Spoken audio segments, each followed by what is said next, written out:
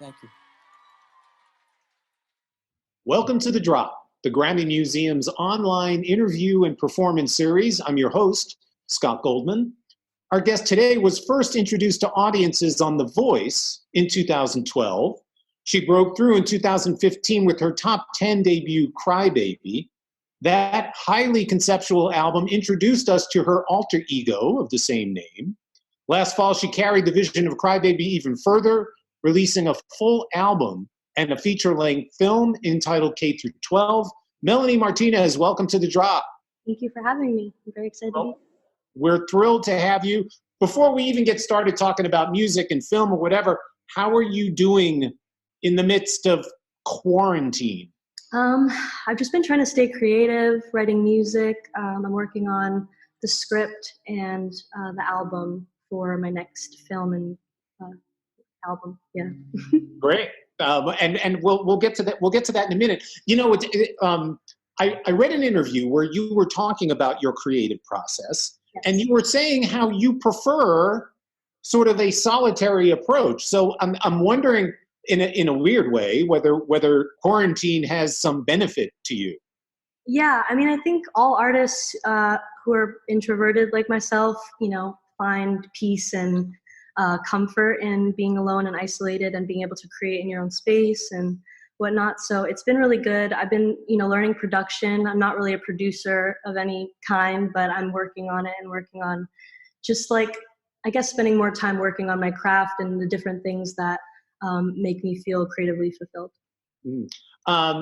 So I want to talk about the album and the film. We'll kind of start with the album. We'll get to the film, and they're both remarkable. I mean, not only for the artistry, but the depth of the sort of thematic issues that you pull together.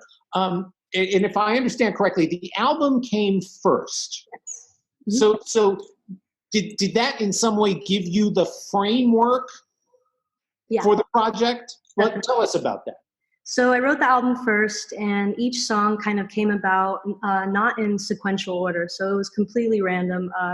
I think that the earliest songs that I wrote from K through 12 were Lunchbox Friends, Strawberry Shortcake, Principal, Detention. I think those were the earliest ones, and Class Fight. Yeah. So it was all pretty random. And then, I just kind of knew that I wanted to stick with this school theme, and I really wanted to portray life through school and show how it's kind of like this condensed version of life in some way, how we learn the same kind of things. And we run into the same kind of dynamics with different people. As we get older, we meet the same kinds of people that we, knew in school. So just having a relate on that kind of level for people. And yeah, I don't know. Eventually, once the album was done, I kind of just had a feeling in my stomach where I was like, okay, if I piece this together, I feel like there's like a very clear storyline. And once I pieced it together, I was like, all right, this is very clear. And I just decided to try and write a film, which was my first time ever doing it. So it was definitely a huge undertaking. Yeah, and I have no doubt, and I want to get to that in a minute because it's kind of remarkable. But just in the album itself and the songs, you take on some very difficult topics, whether it's bullying, eating disorders, sexual predators. These are really difficult topics. Yeah. Why was it important to you on a personal level to kind of bring these issues forward? Well, I think since I was 14-ish and I started playing guitar and writing music, I knew from that moment that I was like, all right, I think it's pretty much it feels like it's my purpose in life or my path in life to talk about uncomfortable subjects that isn't really talked about in pop music. So I just wanted to see, just like all the different ways that I can tell these different stories that people experience all over the world that, music is very therapeutic for me. I've had so many instances in my life where anytime I struggled with something, I would have an album, usually a Fiona Apple album to help me through it. By the way, she just put out a remarkable record. It's amazing. It's so good. I love it. Yeah. Is that, a sidebar for me? Yeah. Is that something you aspire to? That, because her creative sense, I wouldn't call it pop music, that's for sure. Right. Yeah. I mean, it's amazing music regardless. You know, I listen to all types of music, like whether it be pop or R&B or hip hop or folk or, you know, like all of it. I think music is so powerful, just like art is, but music especially because I think something about the audio really heals people. Frequencies, you know, it can really connect people and heal. So I think that's, like I said, you know, since I was 14, I knew that was kind of my goal and purpose, was to use music as this tool for healing. Yeah. You're thinking about the songs, the topics of the songs, that's one thing. The music, in many ways, belies the topic. There's an energy. There's an energy and almost a brightness about the music, despite the darkness. Right. You know, the themes. And I'm wondering, for you, is that intentional to create that tension between sort of lyrical content and the music that surrounds it? I think it's more of like the contrast is the goal. Like I always loved art that was very, I don't know, just like layered, you know, like there was all this depth and meaning, and it had, you know, like, I don't know if you know, like Mark Ryden's work, or, you know, all these people who have just like so much visual imagery that's so beautiful and so nostalgic and bright colored, and just makes you feel really warm and happy. But the subject matter is always usually really like serious or heavy or dark, you know, in some way. I love that contrast, and I think that that's kind of just what I strive to do when I make music, is always have that, just make it layered, to make sure that there's levels to it, you know? Yeah, you were talking about using music, you know, kind of as a tool to help people heal. But a lot of what you're doing in that process is really exposing a lot of yourself. Yeah. You know, being very vulnerable. Why? Why give so much of yourself in that sense? I think it's important. I mean, for me, you know, personally, I just express myself through music. And while I also use it as a tool to heal other people, I think that my first priority is always to help heal myself by releasing, you know, the depths of my emotions. So whether I'm extremely happy or extremely sad or really angry, you know, like all of these emotions, and just kind of putting them down on paper and hoping that the same way that I healed from it, hopefully someone else can listen and heal in that same way. Is there, do you have to sometimes, everybody's got a sort of an internal editor, you know, a little watchdog. Yeah. You know, do you have to battle that editor as to what's appropriate and maybe what isn't to share? I think with music, for me, I don't really think about, you know, I guess, like, I don't know. I don't really put that layer up when I make music. You know, when I make music, that's when like everything is the most free, and just I could just express myself to the fullest without any limitations. So I think that it's really important to just give all of yourself when you're creating, at least just for me personally. Yeah. You know, you know, obviously in telling your story, in telling this story, you're also telling the story of other people, listeners. How important is the idea of empathy to you? I think it's very important to be able to be empathetic towards other people, and to understand, to put yourself in someone else's shoes, to understand that even though, you know, just in anything in life, it's like the same way that communication is like so important. Like there are these kind of just like generalized like topics that I think throughout the world and the universe even are just extremely important for living beings to comprehend and work on. Yeah. You made the album with Michael Keenan. Yes. How did he help you achieve your vision? I mean, he's incredible. He's really great with like, just, I don't know. I think collaborating with people is pretty hard for me, or at least, you know, depending on who I'm collaborating with. It just feels like it's really important to make sure that you have a safe space where if you say an idea, the other person will take it into consideration and, you know, not just throw it away as, oh, this will go over a 13-year-old's head, or that, you know, like, because I think a lot of producers do that. And that's why it's really hard for me to work with certain people, because people are so focused on writing like hits or, you know, this has to be on top 40 or whatever. It's like, it just makes everything feel so dead and makes it feel so sterile. Like there's no creative life living in that moment, you know? So I think it's important, like, to find people like Mikey to work with who just have a different perspective, who are able to open their minds to like other, you know, broader topics to talk about within music. To you, is that the key to collaboration? I think it's, to have someone with as equally an open mind as you have?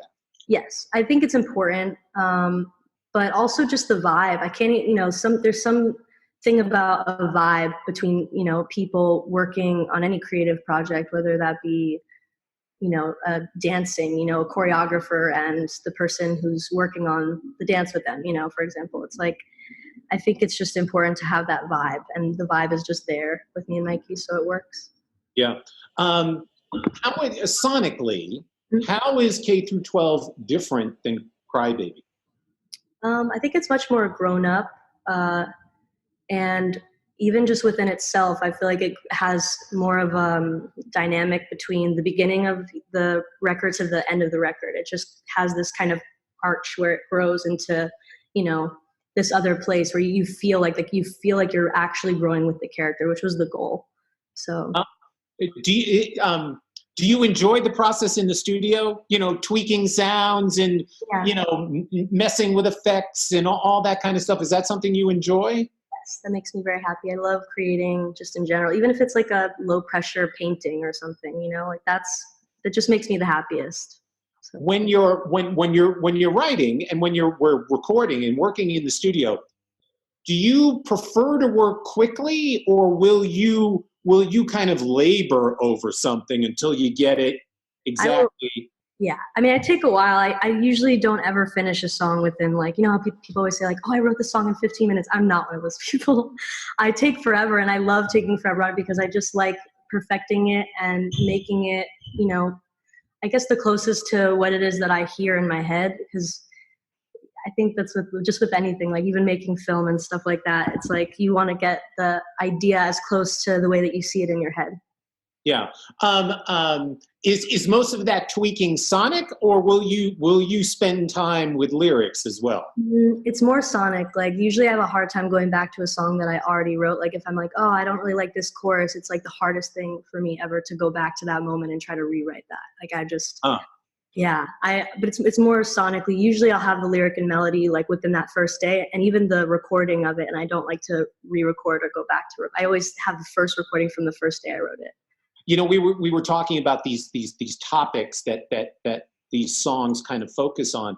For you, what starts a song? Is it the topic? Is it a lyric, a title, a melody? Title usually. I have like a whole list of titles. Yeah, I have like a whole like title sheet for every time I have like a theme. If I'm like, okay, this is the theme of the album, I'll then go in on an iPad or on pen and paper and just write out a million titles, like just any title I can think of for it. And then as I'm in the studio and we're working, and if I hear like a chord progression I really like, or if me and, you know, Mikey or whoever I'm working with finds really cool sounds to work with, I'll start with that. And then once I feel like there's something there that I can write to with the music, I'll think, okay, well, what does this sound like? What does this feel like? You know, what story do I want to tell to this audio, to this music? And then I'll go through the list and I'll pick out a title that feels best, and I'll work with it. And if it doesn't go anywhere and I don't really like it, then I'll stop and I'll just start over again with a different title or a different theme. So if I understand correctly, once the album was done, then you started writing the film. Yes. So why, well, let me ask you this. Why take on a full-length feature film versus doing a series of videos on the songs? I think it's because I did it for the first album. I worked really hard on making sure that I could keep making videos for it, because I really wanted to make a video for every song. And so when I did it for that album, I realized that my dream would have actually been to connect the videos together and make this full film. And so then I thought, why don't I just do that? And then that's how K through 12 came about. But did you know in the moment as you were starting to kind of write the conceptual framework that it would be a full-length feature film? No. I was writing it just thinking, yeah, like I'll definitely, like, once I was writing the songs, I was like, okay, I could see a music video to this, or okay, I could see a little visual piece. And it was almost like filling in the visual pieces. Like as I was writing a song, I would get a new piece of information on what I wanted to put in that visual. And then by the end of it, I was like, this just really feels like I can tell a clear story from beginning to end and have this world that Crybaby lives in just expand, And I thought the best way to do that was to make a film. So I talked to Julie at Atlantic Records, and we discussed it and whatnot. And she just gave me her full support, and I'm just super grateful because I think it's really rare for labels to just be supporting artists with their passion like this, especially with something that's so just new to them. They haven't done it before, so it was definitely like the first time experience for all of us. Yeah. And speaking of first time experiences, tell me about some of the challenges of turning these musical ideas into written form for a film. You were talking about how you would spend, you could spend endless hours tweaking things in the studio. What was what was the writing process like? It was very interesting. Like I said, I had pieces already in my head, so I knew that like nurse's office, I knew kind of location I wanted, or just different things, or what kind of like style of dance, sequence, or what would be happening in the story. Just little pieces that I would put down already, and then I ended up actually starting with the shot list because I didn't know how to write a script. So that's just a little, tip for anybody who wants to just learn how to write a film. Just write it. Just do it. Like pull out Word, or I did it on Excel. I literally just opened Excel and just wrote a shot list from beginning to end on the entire film. And I time coded it to like each lyric in the film, and it was way more layered and had so many more scenes prior to having to cut so many scenes because of budget. But like I said, like if you have any desire to make a film, just do it. Don't even think about, I don't know how to work on Final Draft. Just go on YouTube, look up tutorials, because there's a lot on there. Yeah. And perhaps equally remarkable, you were the director. Now, and I'm sure you know this, the director is the lead voice on the set. The director sets the tone and the vision for everybody else. Were you naturally comfortable kind of assuming that role?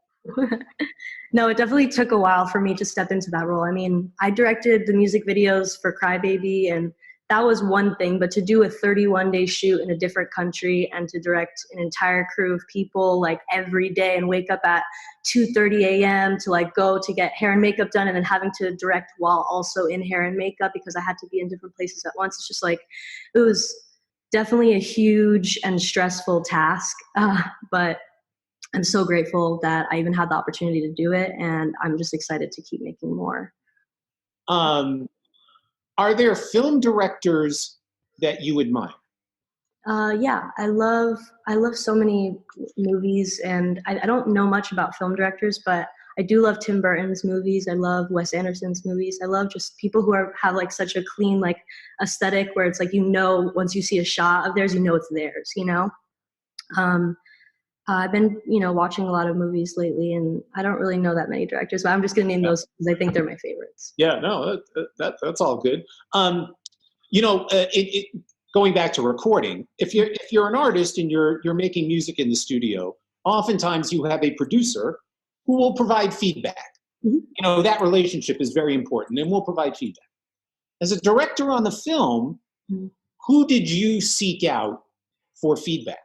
I think anyone really that was, that I was working with. Like, for example, the producers I was working with, or I had a co-director who's amazing, who was there for half of the movie. And it was just like, there was a lot of people around who are really amazing, really brilliant, really helpful. And I also have great friends and family that I always have to, help me out whenever I need an ear to listen to ideas and stuff. So I got really lucky in the people that are around me. So yeah. I read something remarkable, and you have to confirm this for me. You had very significant plans, unfortunately. We had to kind of put the brakes on it for a tour. and a live visual representation of the film and the album. Mm-hmm. And I read something about your intention to enhance the experience by recreating the smell of oranges. Oh yeah, all that stuff. Or orange juice. All right, you got to tell me about that. So basically, like, we did it for the tour, actually. We toured the US and we did Europe as well a couple times, but we didn't get to, I mean, well, we don't know yet if we're going to be able to, obviously. It doesn't seem like it with touring being over now. Yeah, it might be tough. Yeah, but yeah, we had scent machines. We had a few scent machines, and we had these different scents that would come on. And I really just wanted to be more immersive, you know. Like, I didn't really go to a lot of live shows growing up, just because I'm really introverted, and I think a lot of my fans are like that as well. So it means a lot to me that they'll wait like in line and be in such a, like, you know, crowded area, and just a lot of them, you know, have like. It's really brave, I think, and I want to put on the best show possible to people who are coming out to see it. So I tried to incorporate different elements like that. At first, I wanted to do even more immersive stuff where I would like give the audience like bugs to throw at the glass for detention and stuff, but we couldn't figure it out because like the bugs, obviously it's like we wanted to make them reusable so we could use them every night. So we just did it with like the dancers and stuff. But you know, like little things like that. I had these little lessons that would come on in between the songs. So it would give me time to go and do these costume changes. And as I was doing the costume changes, they would be hearing this teacher, this substitute teacher from the K-12 world. And she's just like giving different lessons that correlate to each song. So like for Class Fight, you know, after Class Fight, she talks about how it's really important to put community over competition, because competition is just kind of this negative thing that we're conditioned to believe, makes us better because we think productivity makes us better, you know, like all this different, you know, just whatever, but just conditioning, and trying to break down that conditioning and teach people to just look at themselves with eyes of like love, and at other people with eyes of love, where you just like, again, going back to empathy and stuff, these kind of topics that are really important to discuss and to throw in there, especially with the young audience. So, you know, you were talking about, you know, making music that heals people, that you were introverted, you know, as you were growing up. I'm wondering when you were growing up, whose music kind of healed you? Whose music did you seek solace in? I loved like Regina Spektor, Coco Rosie, Fiona Apple, so many people. What did you hear in those artists? Just storytelling, strong storytelling, being able to, I mean, different artists, I guess, provide different forms of inspiration. Like Fiona Apple, just to go back to Fiona Apple, because always, Sure. She's such an amazing storyteller, but something that really drew me to her music was that it all felt like a conversation. It just feels like something that you would say to someone, and she says it so perfectly. It's like, it just is mind blowing to me. Like I just don't understand how she does it, but yeah, like that kind of music that's just so real and raw and genuine and just comes from the depths of someone, and you can feel that. That's the type of music that makes me just feel like healed. Yeah. You know, again, we were talking at the beginning that you're already kind of working on new material, and I read something that you've already got the next 2 albums planned out. Yeah, like when I say that, I mean like the concepts for them. So they're not done, but the concepts, yeah. So the concept, I'm actually already on like page 48 of my script for my next film. So that's where I'm at now with that one. And I'm actually, you know, starting with final drafts, so I don't have to go through all that. Good for you. Or yeah. Good for you. Any hints about how Crybaby evolved? She evolves. That is the hint. That's all I can say. If I say any more, it'll give it away. So I'm just going to say that Crybaby transforms and grows and evolves. And that's that. All right, fair enough. We'll wait for the next album and film. Okay, so last question. Speaking of evolution, yes. How have you evolved as an artist and a songwriter? I think that I've evolved in many different ways. But just as a person, I think when you grow as a person and you gain a lot of different knowledge of whatever you're learning about, whether it be reading from books or actually experiencing it, which is obviously the best way to learn things. But I don't know, my life has changed so much, but also not really. Like I'm just kind of learning how to, I guess, tap into 14-year-old me more often. I think that there was a space or period of time where I wasn't necessarily as connected to my inner child, and I feel like now I just turned 25 the other day, and I feel more connected to my inner child and my creative self. I don't know how to explain that, but I do feel a sense of change within me that is going to be reflecting in the music and the album that people will soon see at some point. Fantastic. Well, we look forward to it. Awesome. The current album and film is called K through 12. We'll look forward to seeing you once we're all kind of let out of jail here. We'll look forward to seeing you out on tour. Melanie Martinez, thank you so much for joining us today. So much. Thank you.